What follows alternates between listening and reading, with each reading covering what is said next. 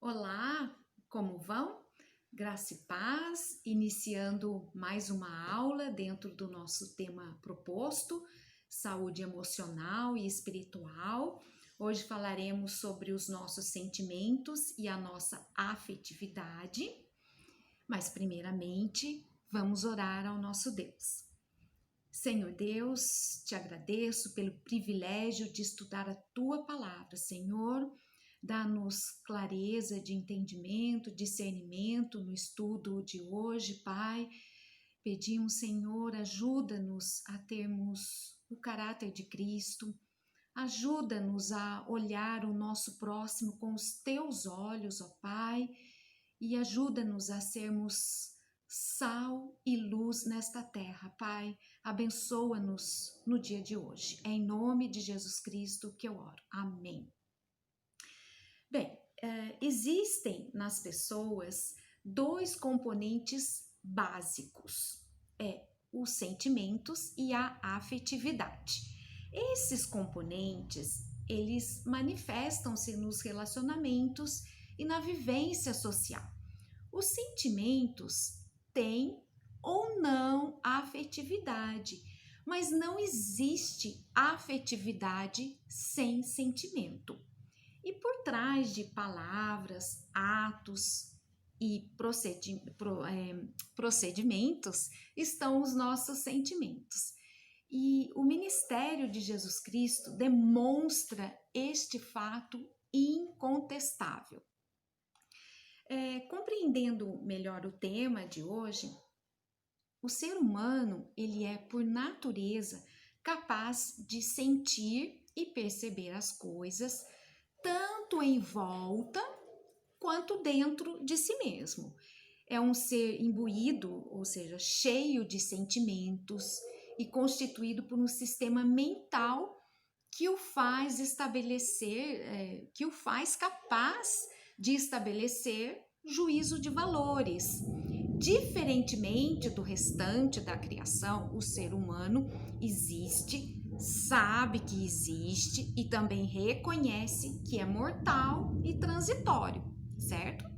Um outro aspecto fundamental é que depende dos outros para existir adequadamente. Não consegue viver sozinho, ninguém consegue viver só. Então, dessa forma, somos todos iguais, eu, você, o outro.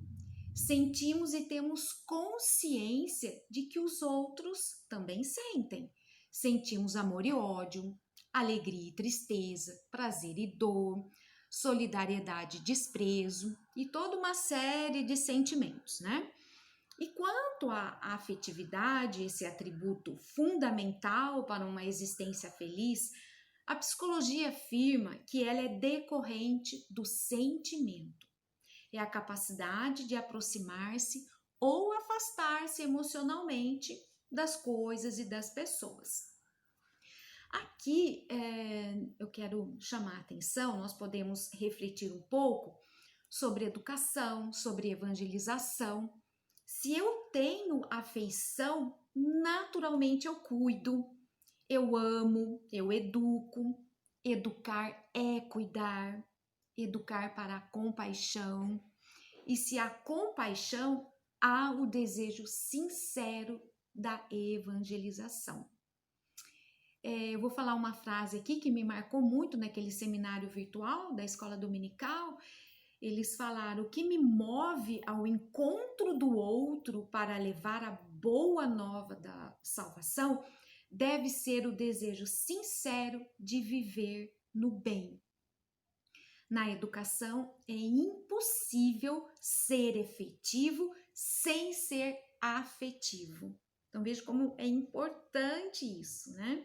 E pela afetividade, nós expressamos os sentimentos com relação às pessoas com as quais convivemos. O amor é afeto em ação. Com o ato de amar é que se expressa a afetividade. Mas nem todas as pessoas são capazes de exercer amplamente a sua capacidade sentimental e afetiva. Por quê?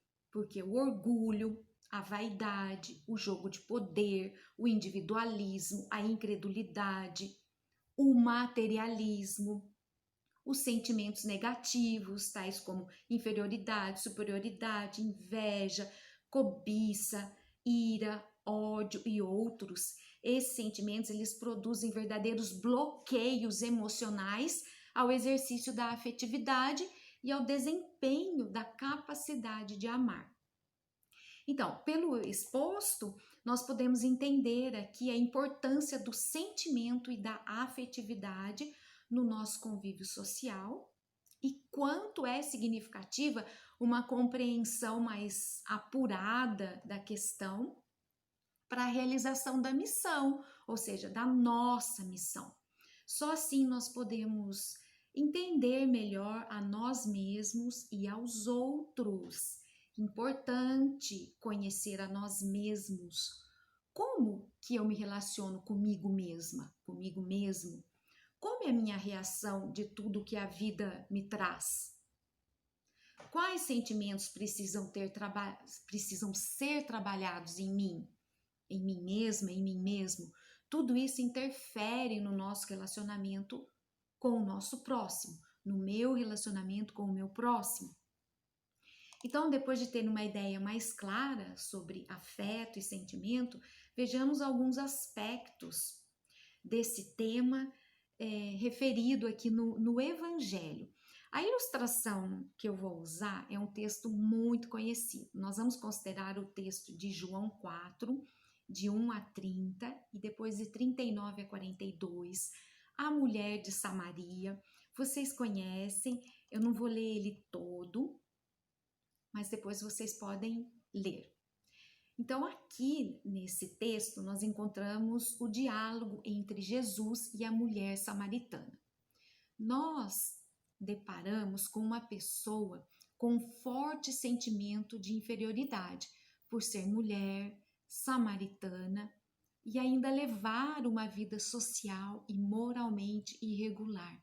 Eu não sei se vocês já tiveram a oportunidade de parar e pensar um pouco nessa mulher, na vida dela, nos sentimentos, analisá-la um pouco.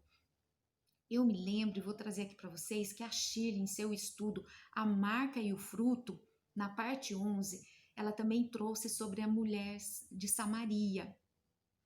A conclusão que chegamos é que ela era uma mulher que tinha sede de Deus. E essa deve ser a nossa marca, a Shirley explicava, né? Ter sede de Deus.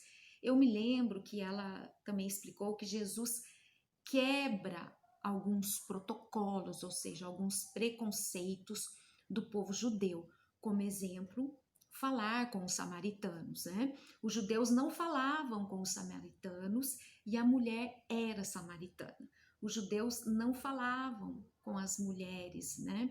Os homens não falavam com as mulheres que eram estranhas. E Jesus fala com essa mulher. Jesus está quebrando 2 protocolos aqui, por ser essa mulher, né, samaritana, e ser mulher, né, por essa pessoa ser uma mulher e samaritana. E se você não acompanhou esse estudo da Shirley, eu convido você para buscá-lo lá no informativo da nossa igreja, porque é um estudo muito significativo, é um estudo precioso e assim nós vamos complementando os nossos estudos. E uma observação, a palavra de Deus ela é muito rica, é muito ampla. A Shirley usou esse texto para trabalhar a marca e o fruto. E agora estamos usando o mesmo texto para falar de afetividade e sentimentos. E ainda a gente pode usá-lo para falar de adoração, falar de boa nova, da salvação e muitos outros, né? Eu vou ler para vocês, então vamos lá no João 4, né? O Evangelho de João, capítulo 4. Eu vou ler só os versos de 1 a 4 no momento. Quando, pois, o Senhor veio a saber que os fariseus tinham ouvido dizer que ele, Jesus, fazia e batizava mais discípulos que João, se bem que Jesus mesmo não batizava, e sim os seus discípulos, deixou a Judéia, retirando-se outra vez para a Galiléia. Verso 4. E era-lhe necessário atravessar a província de Samaria. Vamos parar aqui. Curiosamente, aqui o texto começa dizendo que o Senhor sai da Judéia para a Galileia por uma razão. Vamos pensar aqui. Jesus é informado que os fariseus estão comentando o seguinte fato. O que eles estavam comentando? Que Jesus fazia e batizava mais discípulos do que João. É curioso porque essa é a tendência humana, né? É o nosso jeito de ser. Nós gostamos de comentar essas coisas, né? Quem fez mais? Quem trabalha mais? Quem tem mais resultados? Quem batiza mais? Qual igreja está crescendo mais? Quantos membros tem a sua igreja? Alguns comentários que não são pertinentes. E Jesus talvez não quisesse gastar suas energias em discussões desnecessárias. Aí Jesus abandona a Judéia e vai para a Galileia. Lá no verso 4, e era-lhe necessário atravessar a província de Samaria. Por que era-lhe necessário? Os estudos aqui nos mostram que havia 3 caminhos da Judéia para a Galileia. E esse caminho, por meio da província de Samaria, era o mais curto, mas era o mais perigoso e, portanto, o menos usado. A história, né, os estudos nos falam, era atravessar, entrar em território estranho, inimigo. Mas por que era necessário Jesus sair da Judéia para a Galileia, atravessando a província de Samaria? Porque havia um propósito de Jesus para alcançar essa mulher de Samaria, provavelmente rejeitada da sociedade samaritana. Talvez alguém que ninguém tinha coragem de conversar publicamente com ela, né? Uma mulher que já vivera 5 realidades de casamento e agora, o que diz ali no texto? Tinha um amante. Mas Jesus, que valoriza a pessoa, não pelos predicados que ela tem, mas pela necessidade que ela possui, resolve fazer uma viagem para alcançar o coração daquela mulher, para transformar aquela mulher, não apenas para fazer uma pessoa salva, mas lá na frente, no verso 39 a 42, a gente vê uma pessoa missionária.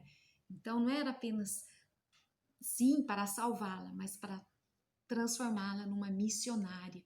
É muito interessante esse texto, porque Jesus sabia do que ela estava necessitando, sabia, por isso que ele escolhe esse caminho, né? Por que era-lhe necessário passar por Samaria? É muito interessante quando a gente para pensar, enxergar, entender isso. E para Jesus alcançar o coração daquela mulher, Jesus teve que quebrar algumas barreiras, quebrar preconceitos, protocolos, como nós falamos anteriormente, como a Shirley explicou no seu estudo.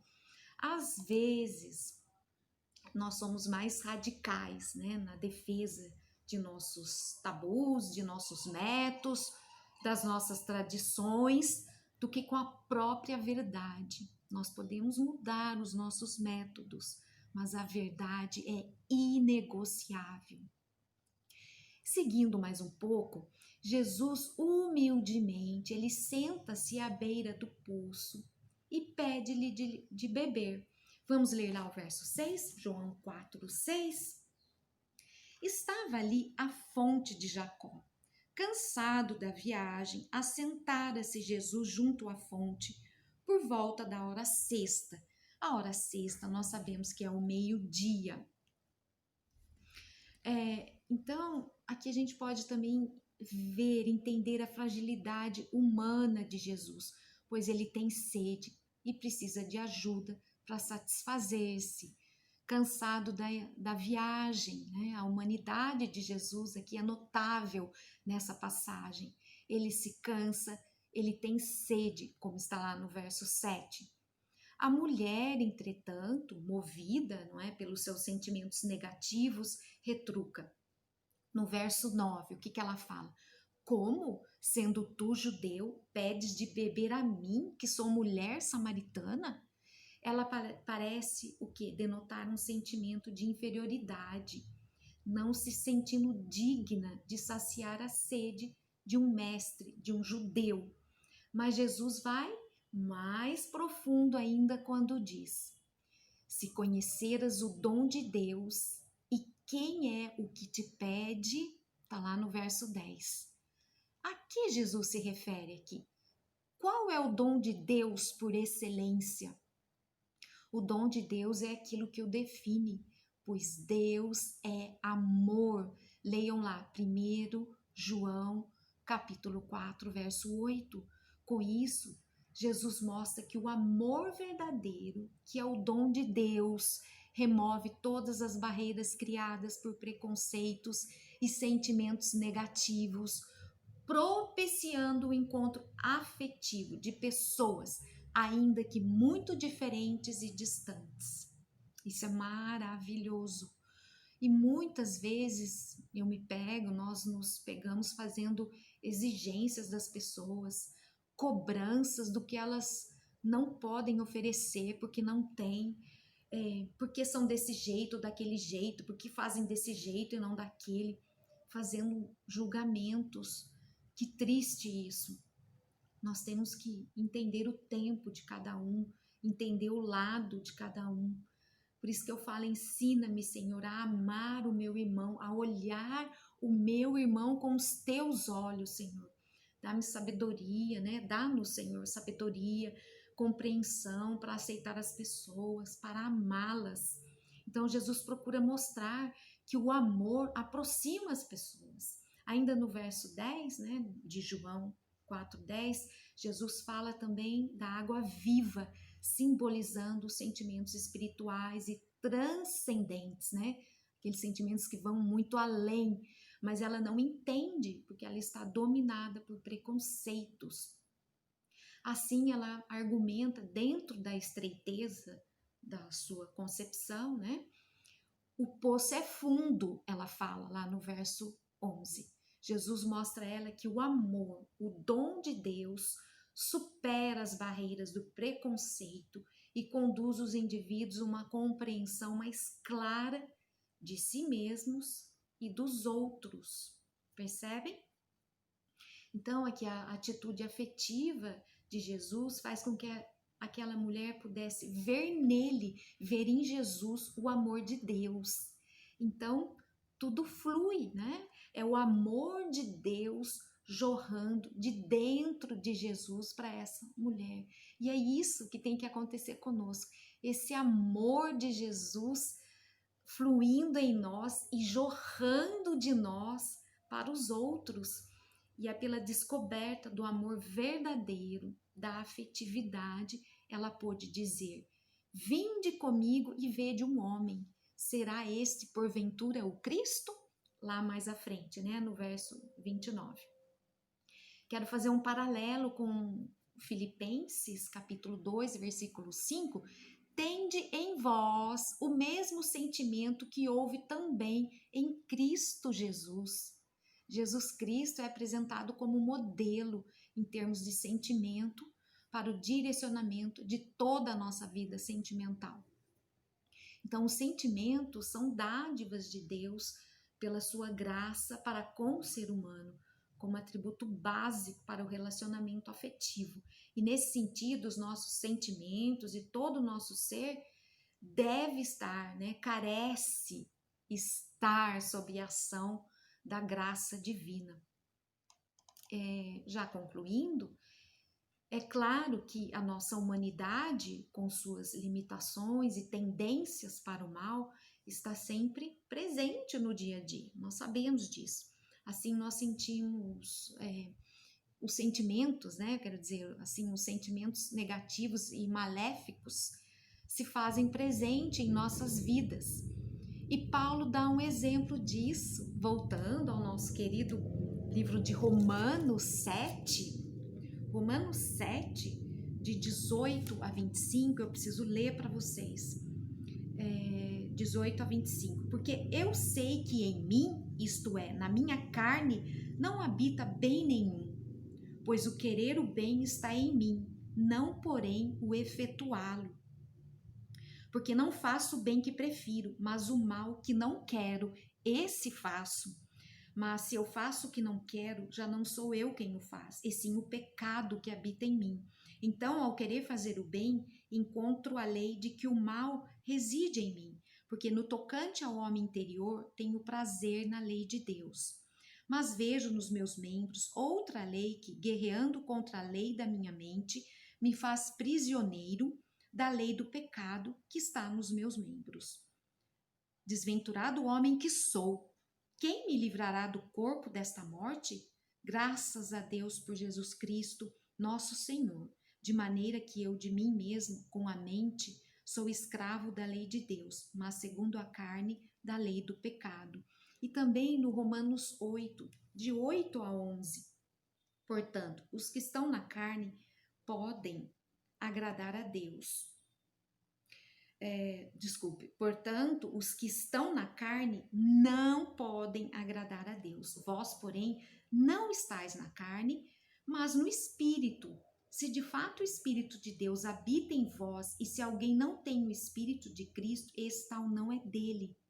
Se, porém, Cristo está em vós, o corpo, na verdade, está morto por causa do pecado, mas o Espírito é vida por causa da justiça. Se habita em vós o Espírito daquele que ressuscitou a Jesus dentre os mortos, esse mesmo que ressuscitou a Cristo Jesus dentre os mortos, vivificará também o vosso corpo mortal, por meio do seu Espírito que em vós habita. Então vejam esses textos, nós não devemos negar ou reprimir esses sentimentos, mas tentar entendê-los humildemente. O amor, que é dom de Deus, é suficiente para nos perdoar todas as falhas e nos libertar de todos os sentimentos negativos, inclusive da culpa. Eu vou deixar para vocês lerem João 8, de 31 a 36, Efésios 4, 17 e Efésios 5, 2. Aqui a presença do Espírito Santo nos capacita a viver e testemunhar a fé. Vamos ler lá Marcos 13, 11. Só um momento. Marcos 13, 11. Quando, pois, os levarem e vos entregarem, não vos preocupeis com o que haveis de dizer, mas o que vos for concedido naquela hora. Isso falai, porque não sois vós os que falais, mas o Espírito Santo. E Jesus afirma, eu vim para que tenham vida e a tenham em abundância, né? Conhecemos bem esse texto de João 10, 10. A vida abundante referida por Jesus compreende um rico entrelaçamento de sentimentos mantidos e sustentados pela graça. Então, viver abundantemente é estar disponível à graça de Deus, à ação da graça de Deus, que em amor anima os nossos sentimentos e estrutura toda a nossa afetividade. E isso pode e deve ser desenvolvido pelo nosso meio cristão, né? Então, é no meio cristão que, pelo Espírito Santo, somos alimentados, perdoados, restaurados e capacitados para a honra e glória de Jesus. E Jesus é o Senhor das nossas vidas e de todos os nossos sentimentos. O Salmo 142, 7, ele fala, tira-me da prisão, Senhor, para que eu te dê graças. Então vamos fazer como o salmista, né, nos derramar perante o Senhor, chorar, lamentar, pedir, mas também expressar toda a nossa confiança em Deus e sua gratidão pelo socorro enviado, ok? Amém por isso, amém por essa aula. Muito obrigada pela sua participação, por esse momento e até o próximo vídeo.